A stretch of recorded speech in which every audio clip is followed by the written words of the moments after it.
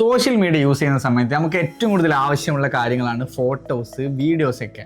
അതിപ്പം നമ്മളൊരു normal user ആണെങ്കിൽ പോലും, അല്ലെങ്കിൽ ഒരു ക്രിയേറ്റർ ആണെങ്കിലും ഇൻഫ്ലുവൻസർ ആണെങ്കിലും ഒക്കെ ഇതിനാവശ്യമാണ്. ലൈക്ക് ഈ കാര്യങ്ങളൊക്കെ ആവശ്യമാണ്. ഇനിയിപ്പോൾ നമുക്കൊരു ബ്രാൻഡ്, നമ്മളൊരു ഓൺടർപ്രണർ ആണെന്നുണ്ടെങ്കിൽ ലൈക്ക് നമുക്ക് ആ സമയത്തും ചിലപ്പോൾ എന്താവശ്യം വരും, ഇമേജസും വീഡിയോസൊക്കെ ആവശ്യം വരും. അപ്പം അതൊക്കെ യൂസ് ചെയ്യാൻ പറ്റുന്ന ഒരു കിഡിലം ടൂൾ ഉണ്ട്. അതാണ് ലവ് ആർട്ട് AI. ലോവാർട്ട് അല്ലേ? ലവ് ആർട്ടാണ്. LOVART.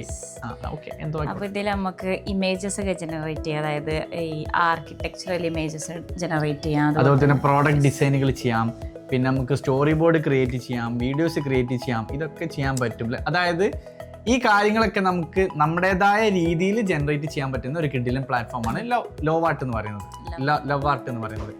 പക്ഷേ ഇതിനൊരു കുഴപ്പമുണ്ട്. എന്താണെന്നറിയോ? ഇതിന് ലിമിറ്റ്, ഇതിന്റെ ട്രയൽസിന് ലിമിറ്റ് ഉണ്ട്. ഇത് കംപ്ലീറ്റ്ലി നമുക്ക് ഫ്രീ ആയിട്ട് യൂസ് ചെയ്യാൻ വേണ്ടി പറ്റില്ല.